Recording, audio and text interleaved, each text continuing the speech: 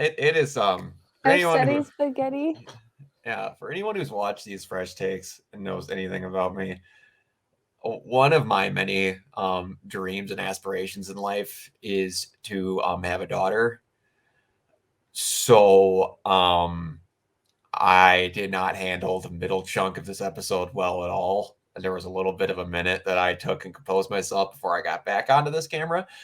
And I've said that I've tried to swear less on these, but I'm going to give a whole heaping hearty giant fuck you to how this episode was done, because I was upset enough before we got the end of this episode. And then the end of the episode Holy happened. shit. We had a very happy episode that you could have put some sadness on the end of, and not an incredibly sad episode that we needed a different type of sadness on. But let's go through the episode. First, remember what I said last time that we're getting to the heavy shit now? Remember what I kept on saying? We're going to get to the turning point in the anime, and then we're going to see how she reacts and grows from it. I didn't want to be I right. take it back. I take it back, man. I'm just going to quote the ending of the manuscript that Violet reads at the very end before the title sequence plays. I must live with the sins I have committed for the rest of my life. Thank you for dumping up the giant truck into my yard labeled foreshadowing, Netflix. That was subtle. But, so Violet is hired to work with a drunk scribe that writes plays at his cabin. And she's very much going to be helping with loss is the emotion that we're going to deal with this week. So we get it very much turns into this guy's drunk and he can't rant when he's not drunk, and then we have a very good moment passing through if Violet doesn't know how to cook either. She doesn't know a lot of basic human things because up until they don't talk about what happens up until she's 14, but she just knew only war until she was 14. It kind of sounds like she was made in a cryotube and wasn't known about anything until she was 14. That's the vibe I get, at least. Yeah. Like, it's starting to scare me how little she actually knows. What did this guy do with her? She was like locked in a crate when the Major got her. Like, there's Arrested Development, and then there's just, I don't even know. I don't know either. I don't know. It could be the premise, like in the last episode, like the moment the princess turned 10, she was able to wed. So maybe like where she was, like as soon as you hit a certain age, you're able to go fight a war, kid. Yeah, but now it's like you get to realize what things other than breathing and falling asleep in a chest are. Something about how that guy raised her till the Major got her that I need some details on, or maybe I don't want to know the details of. But either way, so I think what might be my new favorite Violet moment is that Violet was literally wondering how the play was going to keep going while she was helping the guy type it. It was honestly adorable seeing her getting like she was getting really into it. She was getting like emotionally invested in the story, the same way, like, I'll be honest, I get emotionally invested watching something like Stranger Things or The Owl House, or you know, it's like when you're reading a fan fiction online, you're waiting for the next chapter to come out. Oh God, you don't need to tell me that.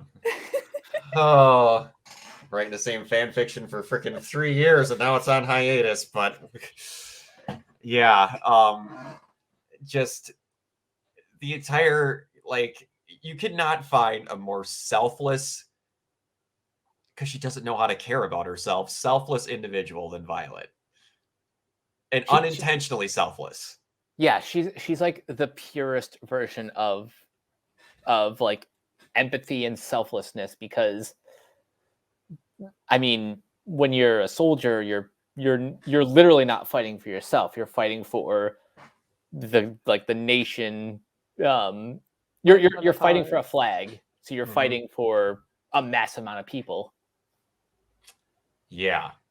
And she just, it's I'm trying to watch Violet cook. The eggs are like I was not- like, yo, me. I was like, yo, Violet. Say, What are you trying to do? I am trying to cook. okay, cook an egg. You know, it's also her just being blunt. I'm here to write, not be your maid. Maid. And then he just falls asleep, and she goes, "Well, I have to deal with him now." Where's all the alcohol? I hid all of it, and it will remain hidden until we finish writing. Then, who needs AA when you have her? when you have Violet, then we start getting to the we were going to break Brock's heart without letting him know we were going to break Brock's heart into a million tiny itty bitty pieces.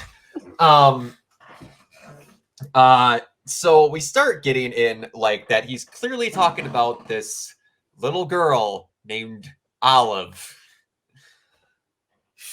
that needs to go on this magical adventure to find her way home to her dad. Which, realistically, we find out that he's basically hoping that he could somehow, in some way, write a tale about his daughter, Olivia, coming back to him, which she never does in real life. Because she dies of unknown sickness. Illness. I'm gonna assume it's cancer. Yeah, that's what I thought too. Like I said something, I was like, oh my god, that fucking cancer. Like they never explicitly say it, but I recognize how it looks. Yeah, and it's and it's I'm like, how long do we think this was? Because she was rather young, and it looked like she aged a little bit while she was sitting in the chair, while she was in that shot in the chair with him. Yeah. And I don't know if it was like, and he took her home to spend her own time to spend with him. And that whole, man, I was legit dying during the I want to skip across the lake. I'll use the wind to help me go across. I'll show you one day, Dad. Yeah. Oh. And then flipping out about the parasol and all that because Violet looks just like her. And I was just like, man, they should write about that. The story. I'm like, that'd be really cool to enter that in the story. And then they actually have Violet do it. Oh yeah, that was the gut punch. Yeah, like that scene is the only scene I saw like before watching it because a lot of people use that whole like scene as an example. Like when they were talking about the animation studio and what happened to it, they always just showed that image, and like I understand why. And I saw it because Mike posted it on his Twitter about how he's finally watching Violet Evergarden, and the point of her landing on the leaf with her boot and the circle going around it was what he put on his Twitter. That is one of the most beautifully animated single 5 frames of animation that will ever be committed to anything. Yeah, that's the reason why when I saw that like actually in context, I'm like, oh, so that's why people love the show. This is the reason. Like this is the moment why. This is single-handedly my favorite and least favorite episode of the entire show. Because it's just so beautifully written, but also well animated. Ow, the feels. Mm-hmm. And them figuring out how to, oh my gosh, just them at the end were like, well, we can't have her get across. We'll do whatever. And he's just like, well, that's not how parasols work. Sure. And he like is just re-explaining to his daughter again in his mind of her across about how it could actually work. And just, I'm going to start crying again if I think any more about it. It killed me. It legit killed me. I couldn't even comprehend. I normally have a page and a half of notes. I barely wrote 6 lines because I spent most of this freaking episode crying. The notebook. And, yeah, and that little kid Olivia might be one of the cutest kids ever to be adapted to animation. She was adorable. She was. Oh, and that voice actress, I don't know who it is, but she did such a great freaking job with her. Oh man.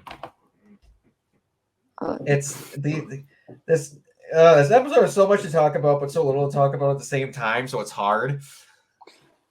How he found it out was kind of like by accident.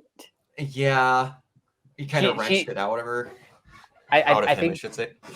I think she just kind of put two and two together based on like how she was feeling, hearing his story, but then kind of going back to what she's been feeling. It's like, oh, and then once like it finally clicked into place, damn. Yeah, it hurt, is to put it mildly. Yeah.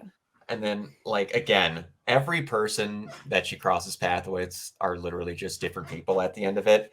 It is a I want to say a Mary Poppins version of Dr. House. He's just that person that's got that quirky personality that they know how to hit every button they need to hit, even if they're not trying. But yeah, oh god. And then I was like, man, that was the most sad but satisfying episode that we've gone through. Yeah. And then she starts having the flashbacks about burning up because she's on fire because of the things that she did. And I'm like, okay, we could just end on that note right there. This is a really good episode. I don't need to feel sad for any other reasons. This was a good cry. I don't need this He's shit. sad. Make him sad more.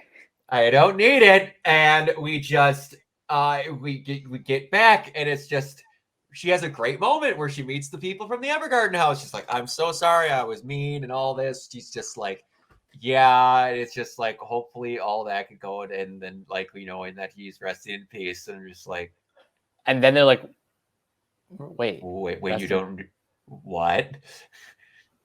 And oh my god. And then the bigger emotional gut punch is that it doesn't end the way we're all thinking. Like there's another scene of where the bombardment happens to where somehow they get further on from where they were because she's up a church unless the bombing happens 2 seconds after that talk because they find her and all they find in his tags. And now we have the BS. We just assume he's dead because we never found his body. I'm not going to say the rule, but say it. Say it. Say it. No body, no death. Yeah, no body, no death. Nobody, no death. Yeah, but there's also the possibility that they're going to go, cool, we get to let her hope he's alive for 6 more episodes and then realize he's still dead. So at some point, I'm just going to be like, if you're keeping the possibility of him being alive just to punch my feelings clean into my nutsack one more time.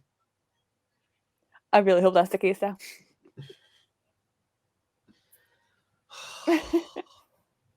We actually got to see Violet legitimately upset with this stuff. Yeah. Character growth.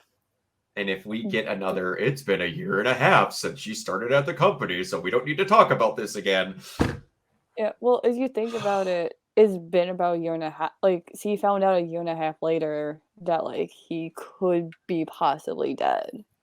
Oh, I get that, but I'm just like, if in the next episode we're like, cool, we're not going to have her emotionally deal with that right now. We're going to go 3 months into the future and have not discussed that like we did with the last episode. I'm going to be like, no, I feel like they have to. I feel like it's going to be kind of like Gurren. Like, we're just going to see her, like, spiral down a bit, and then someone, like, kind of, like, slaps her, like, no, pick yourself back up. I hope it's Iris and everybody else at the company, because it'd be really nice to get those girls some more screen time, because they kind of were there for 3 and then they're like, yeah. Plot twist is Leon.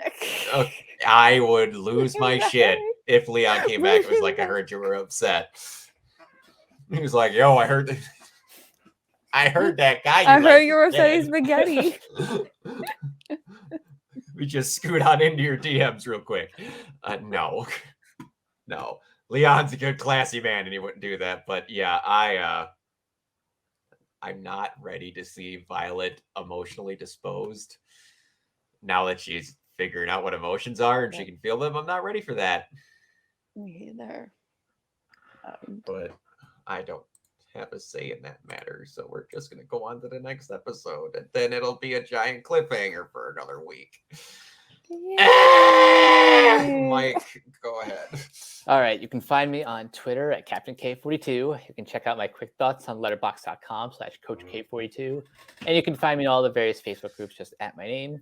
You can check out Renegade Pop Culture on Facebook and Twitter at Ren Pop Culture. We're also on YouTube now. You can find us on Podchaser and the Banana Meter. Listen to all of our podcasts on Anchor, Spotify, Apple Podcasts, etc.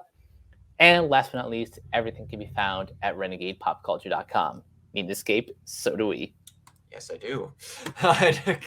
Sal. And you can find me on Twitter at Keybelow028. And you can find me everywhere at Organoid0. Until next time. Bye. Peace.